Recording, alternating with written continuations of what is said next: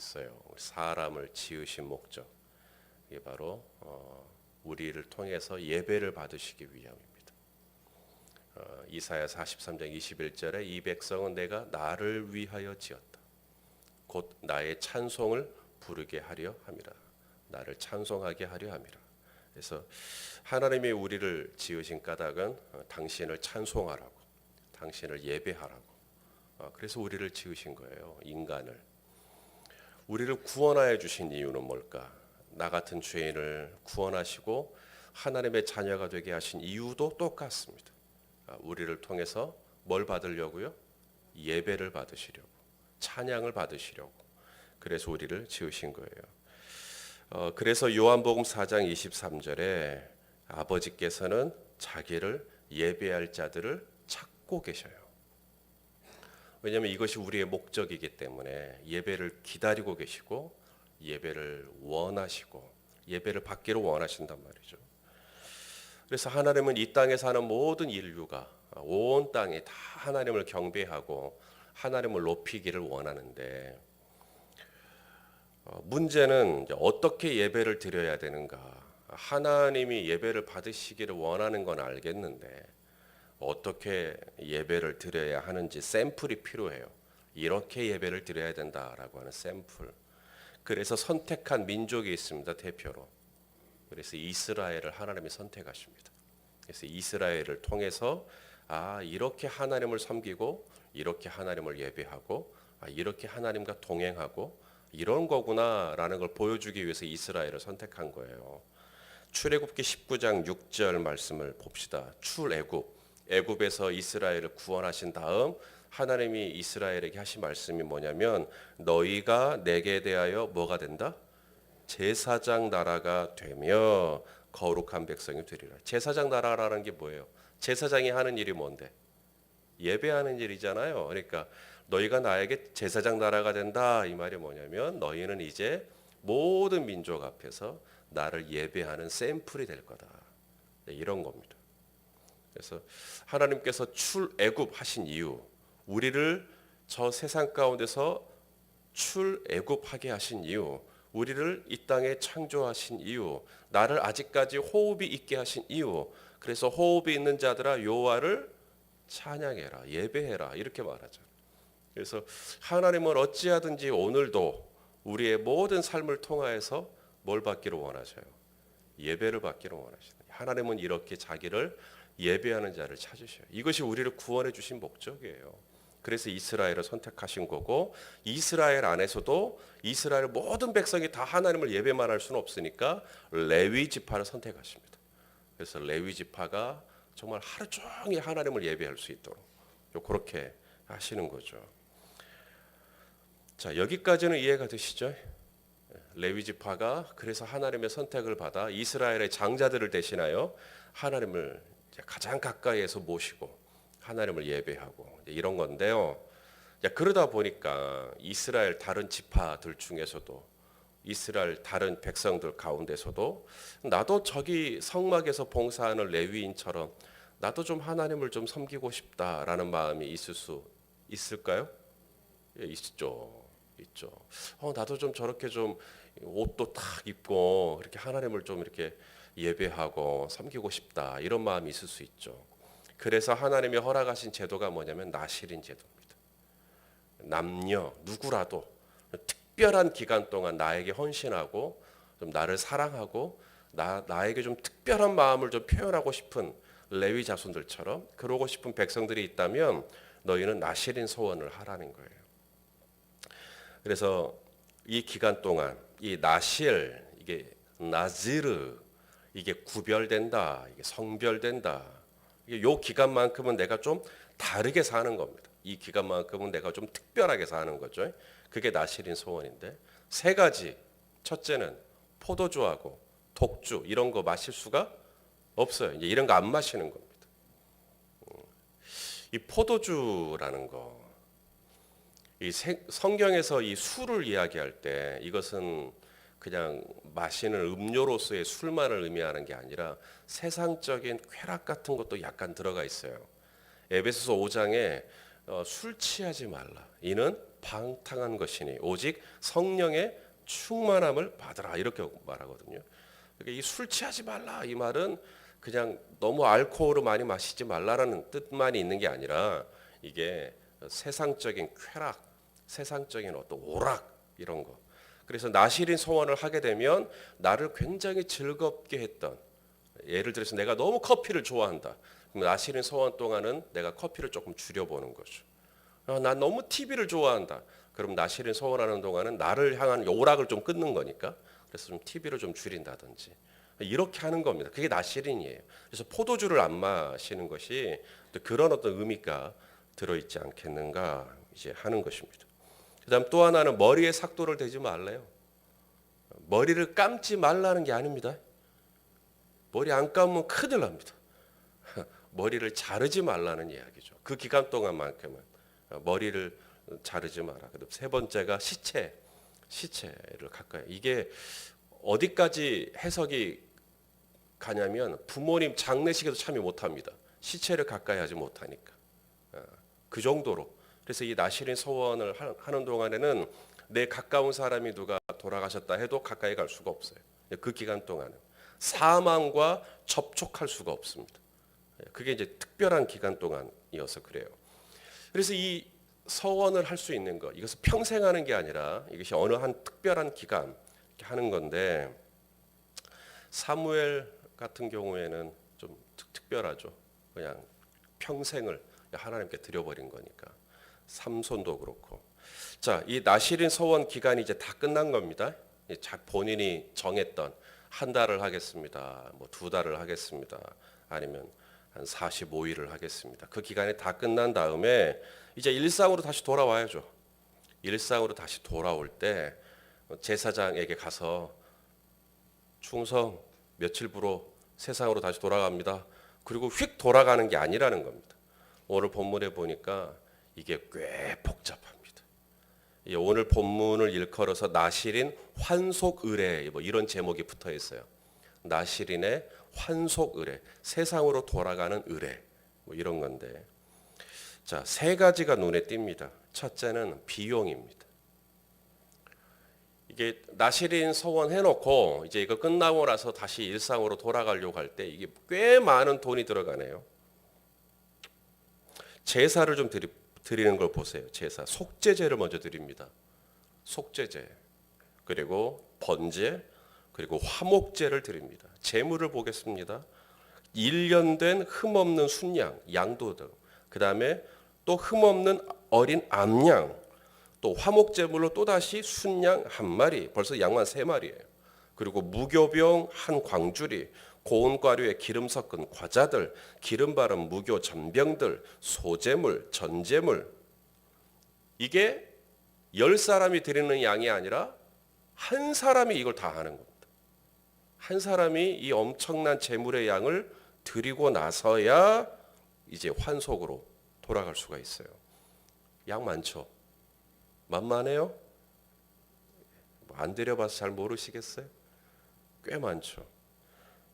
그래서 나중에 문서에 의하면 나실인 서원하는 것은 계속 이어져 가요. 하나님의 말씀이니까. 신약 성경에 보면 바울도 나실인 서원을 하죠.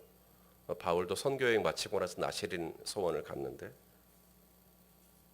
그래서 이 나실인 기간이 끝나고 난 다음에 다시 일상으로 돌아올 때 이 비용이 너무 비싸니까 대신 내주는 사례가 있다. 좀 여유가 있는 친척이나 아니면 친구나, 그래서 대신 내주는 일도 있다. 뭐 이런 기록이 있습니다. 아무쪼록 나실인으로 내가 좀 지내겠다, 내가 특별한 기간은 좀 그렇게 소원하겠다 할 때는 특별히 그 성경에 뭐가 없어요.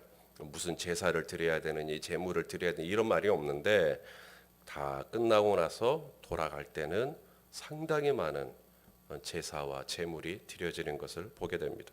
이유가 있겠죠. 하나님의 의도가 있겠죠. 하나님이 이걸 통해서 우리에게 가르치고자 하는 메시지가 있겠죠. 왜 이렇게 복잡하고 과하다 싶을 만큼의 제사와 제물을 드리고 환속할 것을 명령하셨을까? 자, 몇 가지를 좀 짚어볼 텐데요. 먼저 제사의 종류를 좀 보려고 합니다. 속죄제를 먼저 드려라 이렇게 되어 있습니다. 순서를 분명히 해야 돼요. 속죄제를 먼저 드려라. 아니 나시린으로 있는 동안 시체와 접촉하지도 않았고 포도주를 마시지도 않았고 독주를 마시지도 않았고 또 머리에 삭도를 대지도 않았고 뭐 죄지을 시간이 없었을 것 같은데 속죄제를 드려라. 이건 뭐죠? 나시린으로 있는 동안 부지불식간에 어떤 죄를 지었을지 모르니까,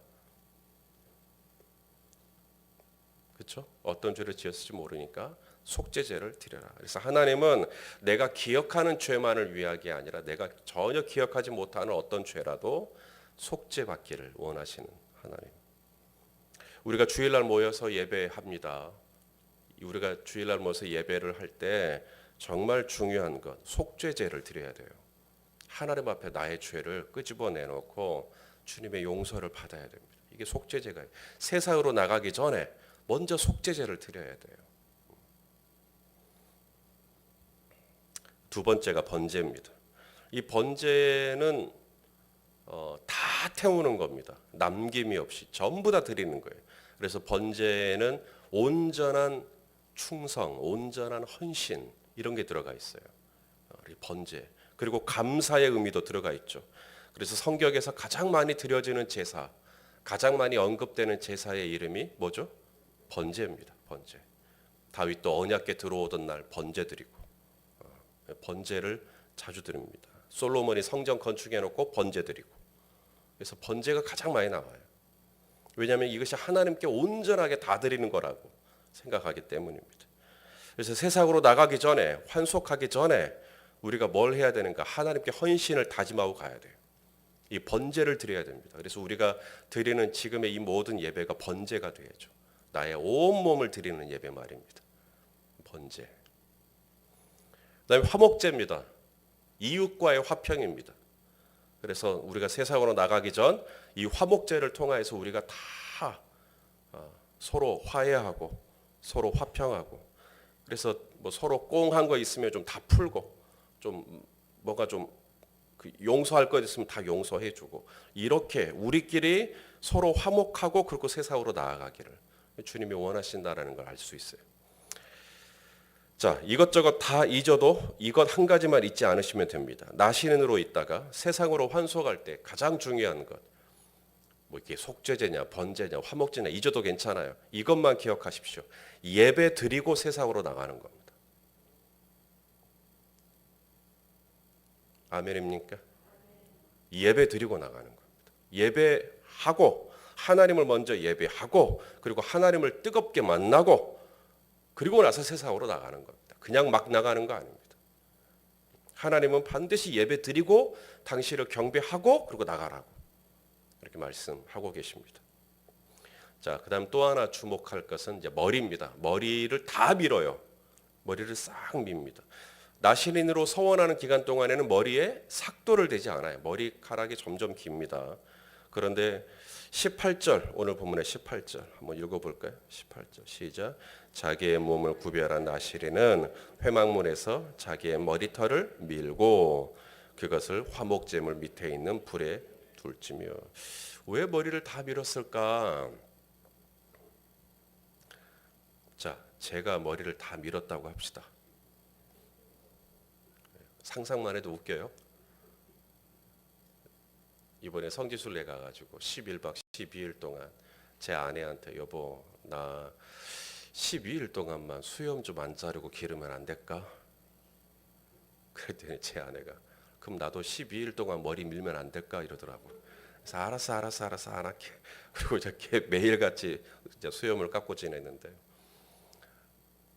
제가 머리를 다 밀었다면 주일날 제가 교회 왔을 때 제가 눈에 띌까요? 안 띌까요?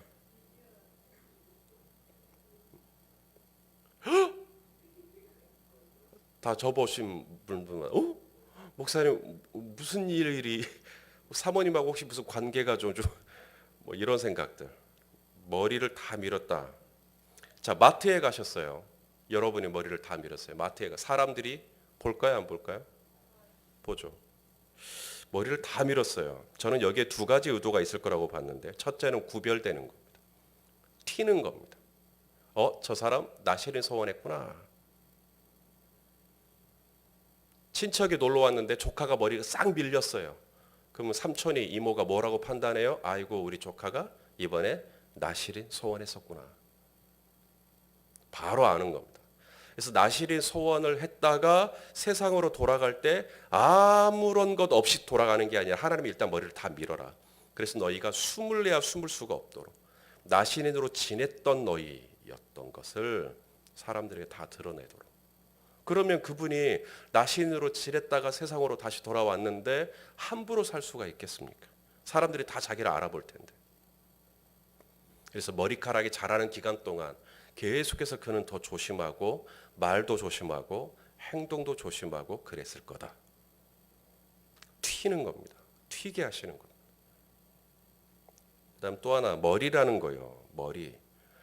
이 머리. 여러분 교회의 머리가 누구죠? 예수 그리스도입니다. 저와 여러분이 교회니까 성령이 너희 안에 계신 것을 알지 못하는. 그러므로 저와 여러분의 삶의 머리는 누구죠? 내가 아니라 예수 그리스도예요. 이 머리를 싹 밀어라. 이 말이 무슨 말이냐면 나의 주인됨, 내가 주인 되려고 하지 말고 내 삶의 진정한 주인은 주님이시다. 내 삶의 진정한 머리는 하나님 아버지시다. 이런 어떤 신앙의 표현이 이 안에 들어있지 않겠는가 이런 생각을 좀 해봤습니다. 그래서 우리의 문제, 오늘날 우리 크리스찬 성도의 문제가 뭔가 속죄제는 드려요. 그 다음에 교회 와서 번제도 드려요. 또 화목제도 드립니다. 우리끼리 막 서로 친하니까요. 근데 세상으로 딱 나가는데 머리를 밀지 않고 나가는 겁니다. 세상으로 나가려면 주님이 나시린에게 요구하시는 게 뭐냐면 반드시 너희 머리를 다 밀어라.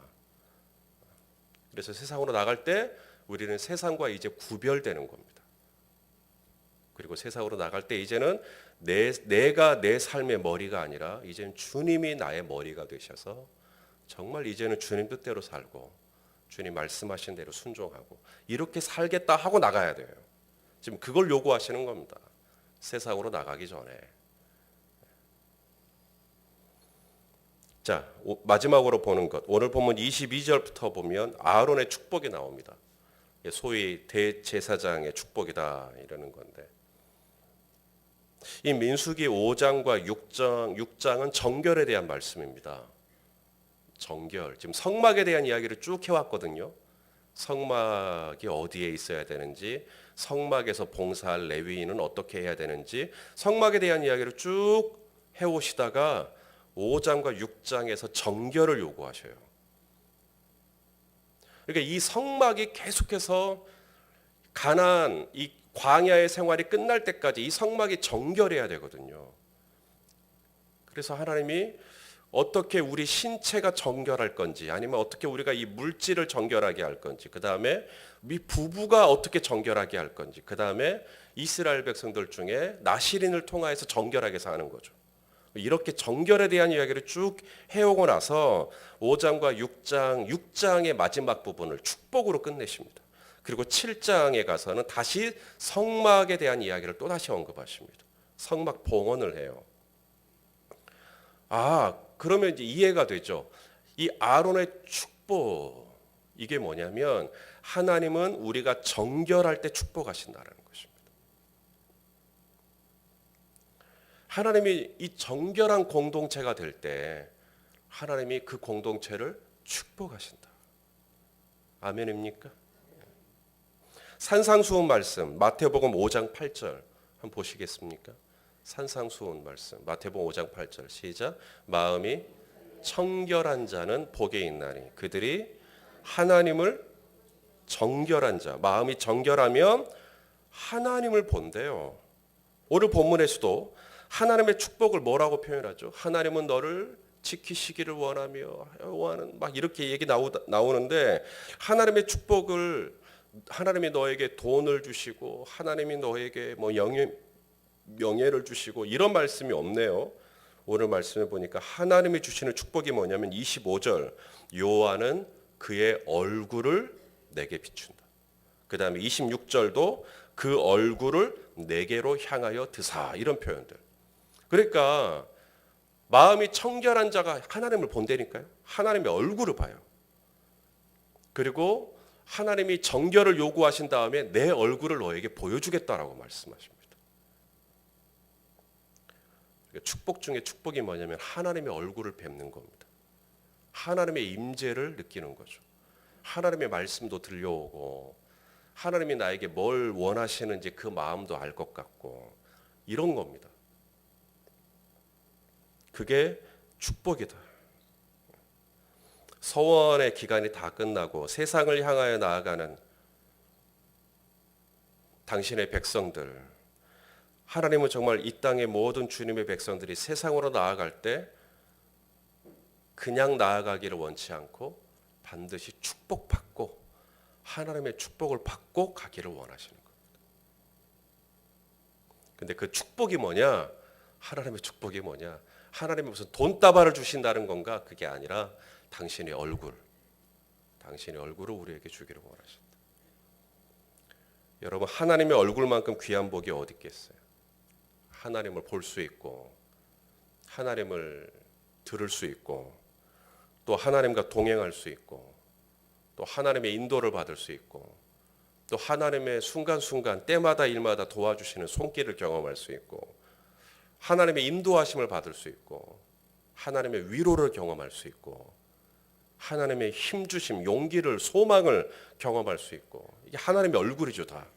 이러한 하나님의 얼굴이 내게로 비추시고 하나님의 얼굴을 내게로 향하여 주시고 이것보다 귀한 축복은 없습니다. 근데 이 축복이 내게 끊임없이 있으려면 이 축복이 내 안에 멈추지 않고 있으려면 내가 정결해야 되겠다. 마음이 청결한 자. 그래서 끊임없는 사역 가운데 기름 부으심이 있기 위해서 우리 제사장 같은 저희들에게 요구하는 게 정결입니다. 정결. 그래서 우리가 죄 가운데 있을 때 하나님의 기름 부으심이 끊겨요. 하나님의 총명이 떠나요. 그래서 죄가 아니라 늘 하나님의 거룩한 자리 가운데 있도록 우리 자신을 그렇게 해야 되는 거예요. 자, 오늘도 이제 이 아침에 이제 세상으로 또 나가실 겁니다. 세상으로 나가기 전에 내가 나왔어요. 여러분들이 이렇게 나오셨어요. 잘하셨어요. 이제 나오셨으니까 뭘 해야 되는가? 기도 시간 이제 들어갑니다. 기도 시간에 들어가면 속죄제를 드리셔야 됩니다. 하나님께서 생각나게 해주시는 것, 성령님이 주시는 감동을 쫓아서 하나님께 속죄제를 얼른 드리셔야 돼요. 용서를 구하시고 용서를 받으셔야 됩니다. 그리고 머리를 다 미셔야 됩니다. 생머리를 쥐어 뜯으라는 얘기가 아니라 머리를 미셔야 돼요. 이제는 내가 내 삶의 주인이 아니고 이제 정말 주님이 내 삶의 주인인 것을 고백하고 그리고 구별된 삶을 살기로 그렇게 드리는 겁니다. 하나님의 축복을 받으셔야 됩니다. 하나님의 복주심, 하나님의 얼굴을 확인하고 하나님의 마음을 알고 그렇게 세상을 나가 오늘도 담대하게 승리하시기를 예수님의 이름으로 축원합니다.